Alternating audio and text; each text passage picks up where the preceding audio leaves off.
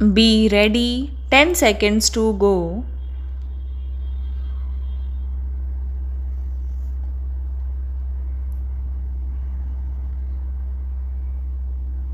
Start.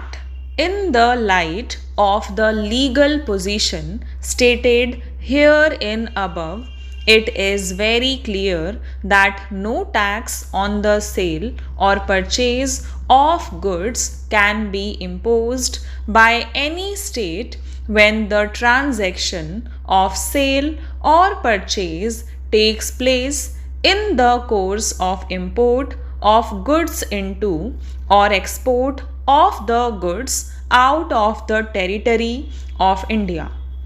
Thus, if any transaction of sale or purchase takes place when the goods are being imported in India or they are being exported from India, no state can impose any tax thereon. Section 5 of the Central Act deals with the transaction which is said to have taken place in the course of import or export.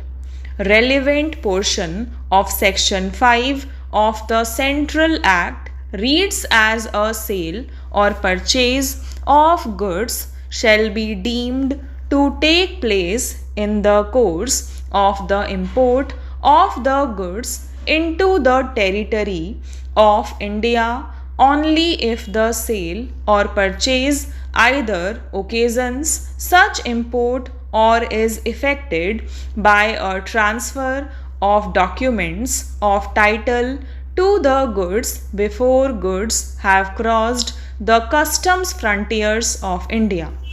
Upon perusal of the aforestated provision of Section 5 of the Central Act, it is clear that a sale or purchase of goods shall be deemed to take place in the course of import of the goods into the territory of India only if sale or purchase takes place before the goods have crossed the customs frontiers of India. Looking to the aforestated legal position, it cannot be disputed that the goods sold at the duty free shops owned by the appellant would be said to have been sold before the goods crossed the customs frontiers of India, as it is not in dispute that the duty free shops of the appellant situated at the international airport of Bengaluru are beyond the customs frontiers of India, that is, they are not within the customs frontiers of India. If this is the factual and legal position, in our opinion, looking to the provisions of Article 286 of the Constitution, the state of Karnataka has no right to tax any such transaction which takes place at the duty free shops owned by the appellant which are not within the customs frontiers of India. Looking to the aforestated simple and factual legal position, in our opinion, it would not be much useful to discuss the judgments which have been referred to. In our opinion, the legal position is so clear that it was not necessary for the learned counsel to refer to any judgment, and merely by showing the aforestated factual aspect and legal provisions to the concerned authority, the appellant could have convinced the concerned authority that the sale effected at the duty free shops of the appellant could not have been taxed by the state of Karnataka. Learned counsel, appearing for the respondent authorities, had vehemently submitted that the appellant had not exhausted equally efficacious alternative statutory remedy, and therefore the single judge of the High Court had rightly not entertained the petition filed by the appellant. According to them, the division bench had also rightly dismissed the appeal for the same reason. According to them, this court also should not entertain this appeal.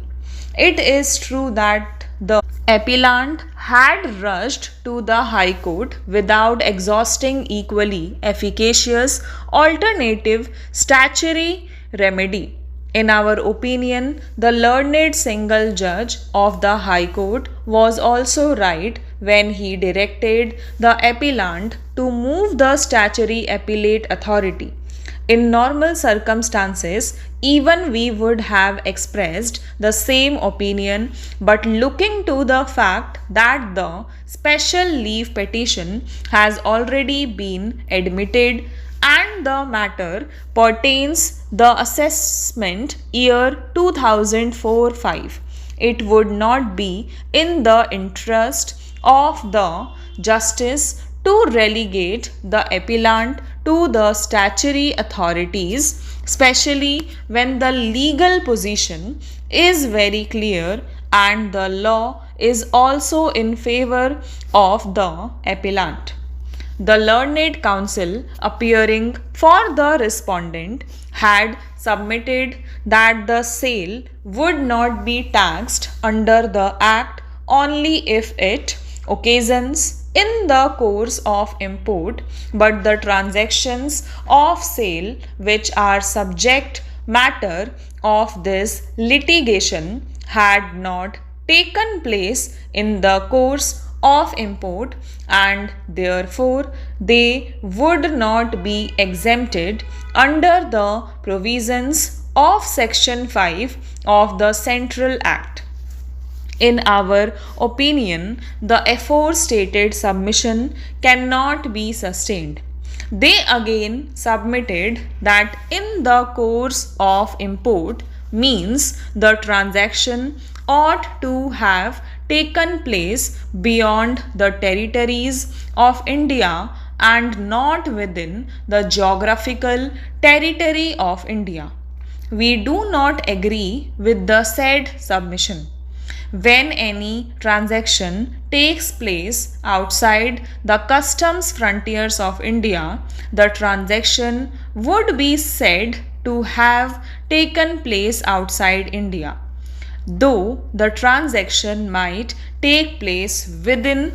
India, but technically looking to the provisions of Section 2 bracket 11 of the Customs Act and Article 286 of the Constitution, the said transaction would be said to have taken place outside India. The goods that are imported into the territory of India. Stop.